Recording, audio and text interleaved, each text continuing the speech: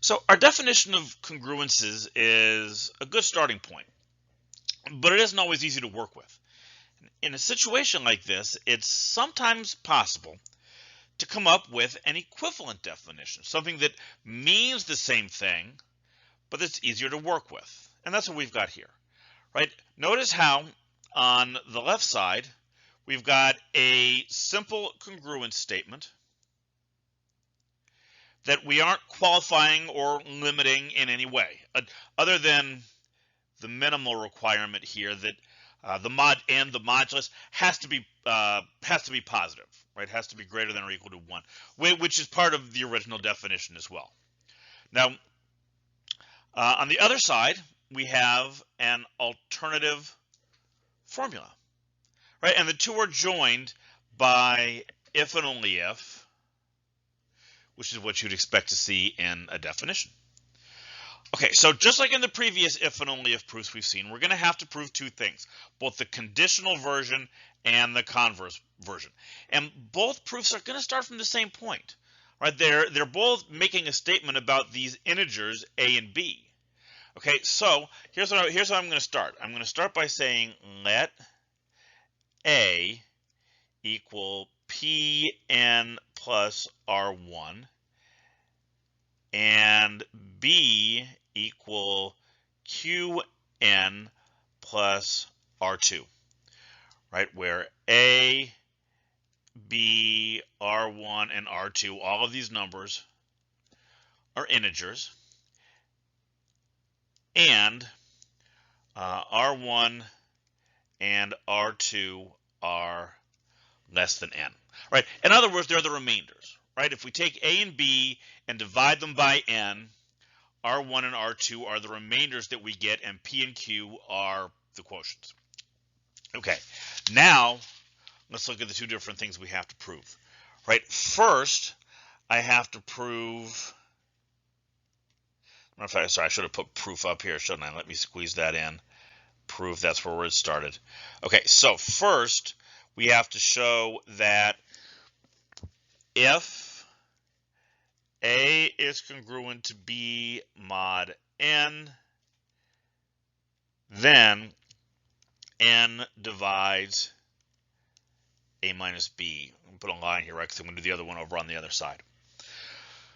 Okay, so I'm talking about A minus B, right, and I want to show that n divides it. So what I need to do is I'm just going to use the definition of divisibility. I need to show that A minus B can be written as n times some integer, right? And here's, we're going to do this. Here's how. We're going to look at A minus B.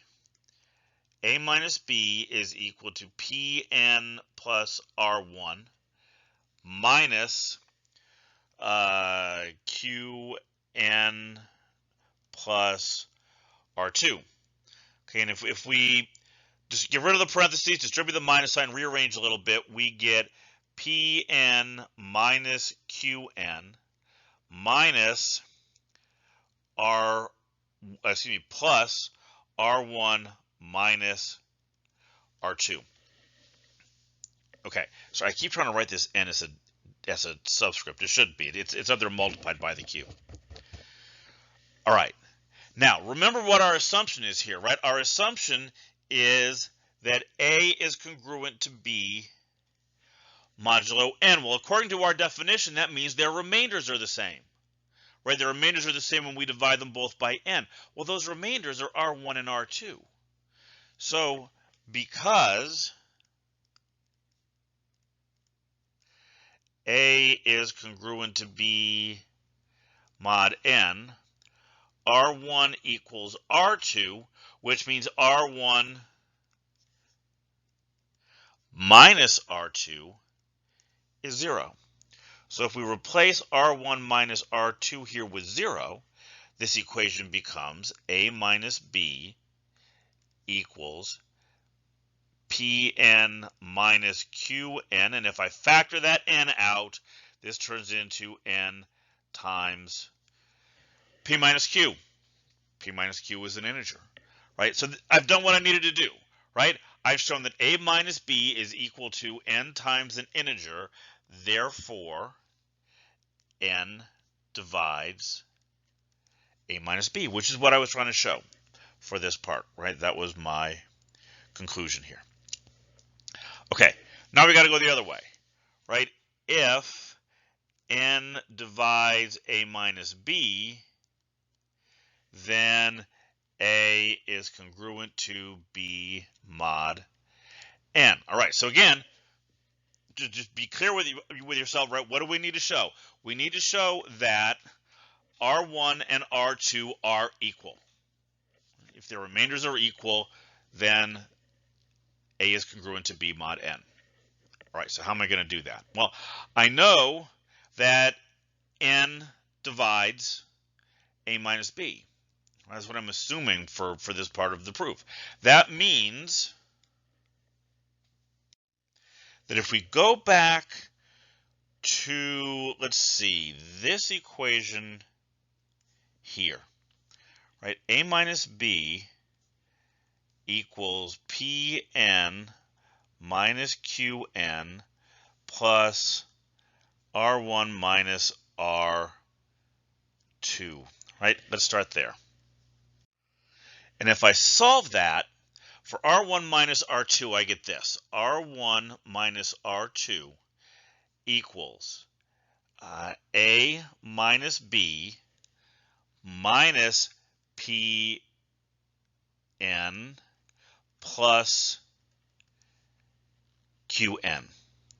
Right, and now I'm going to factor over here. This is A minus B minus N times P minus Q. Okay, the right-hand side is divisible by N. Right, we know that A minus B is divisible by N. That's our premise here. And I know that this part is divisible by N because it's N times an integer. Okay, well, if the right-hand side is divisible by N, then the left-hand side must be as well. So at this point, I know, therefore, N divides R1 minus R2. Okay, let's think about this R1 minus R2 business, right? I know that R1 and R2 are both less than N. Okay, that means, so let's write it, right? Because R1 and R2 are less than N, all right? And just to be complete, they're both greater than or equal to 0, right? Because remainders are always greater than or equal to 0. So what do I know about their difference, right? Because this is true, we have R1 minus R2. Their difference has to be less than N and greater than negative N. You can pause and think about that for a minute if you need to, okay? Because it's really kind of the key part of this section. Now, the only number between negative N and N, not including those two, right? Because there's strict inequalities here. The only number between negative N and N that is divisible by N is 0. Right? So, therefore, R1 minus R2 equals 0, or R1 equals R2. And if the remainders are equal, then the two numbers are congruent. Right? Again, therefore, A is congruent to B mod N. And that's what we wanted to show, right? That establishes both directions of the theorem. Okay, and notice that this was a little bit different than the if and only if ones we've seen so far, but only to the extent that I started off by establishing some basic facts that I was going to use in both sections, right? And then I stepped in and started doing the individual conditional versus converse parts. Okay, so I've got some properties of congruences here. And you notice I wrote these a little differently than I have in the past. I didn't put the mod n part. Okay, the theorem starts off for any integer n greater than or equal to 1. that n is going to be the modulus, and there's kind of a custom. If it's clear what the modulus is supposed to be, then you'll kind of just leave it out. Right, so this this part A here, for example, what this is really saying, if we write it out, is that A mod n is congruent to A mod n. It's not a notation I'm super fond of myself. I like to just be absolutely clear and put the modulo part in there. But you will see it written this way, right? Which is why I wanted to bring it out here, and kind of make everybody aware of it. So we really have three things we have to prove here. We have to do A, B, and C, each of them separately.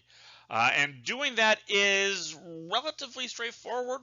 So I kind of encourage you to go ahead and pause the lecture here, see if you can't do them yourself, right? Then start it back up, and we'll go through them together. Okay, so for part A, I'm going to rely heavily on our new definition, right? A, that the two things are congruent, A and B are congruent, if their difference is divisible by n. Okay, so for this first one, right, clearly n divides A minus A. So A minus A is 0, right? Every number except 0 itself divides 0, and that's it, right? That's all we had to do. Right, so for this second part, right, let's label these, right? B, if n divides A minus B, then there exists an integer k such that A minus B is equal to k times n. Yep. Okay, but this means that B minus A is equal to negative k times n. K is an integer, negative k is an integer. Therefore, n also divides B minus A. Therefore, B is congruent to A mod n. All right, so for the last one, right, for part C here, we know that A is congruent to B and B is congruent to C. Okay, so A is congruent to B implies n divides A minus B, and B congruent to C implies n divides B minus C, right? Well,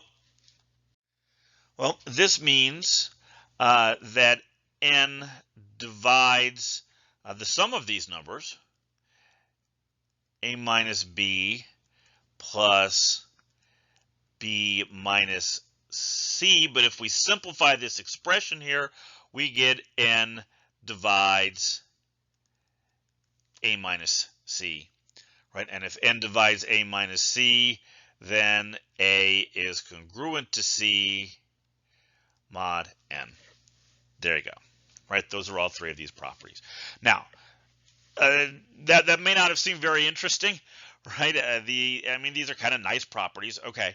And they actually all have names, right? Let me clear this up here. They actually have names. This first one is called the reflexive property. This one is called the symmetric property, and the last one is called the transitive property. And what I want you to hold on to this proof. Okay, I want you to hold on to this, because you're going to see in a later chapter, if we have a relation, right, like congruence, and it satisfies all three of these properties, then it's actually special, right? Then it's not just a relation. Then it's something called an equivalence relation. Equivalence relations are nice because if we know that something is an equivalence relation, we actually get a lot of other really interesting properties for free. Okay, but that's a little ways down the road. So just kind of put this in your pocket, right? Hold on to it. We're going to circle back and use this some more in a later chapter. Okay, so this is really the end of our discussion of congruence from a theoretical perspective. In the next couple of lectures, we're going to look at some applications of congruences, again, kind of focusing on computer science. Right, we're going to talk a little bit about what are called pseudo-random numbers. And then in the second lecture, we'll look at some applications of these things to cryptography.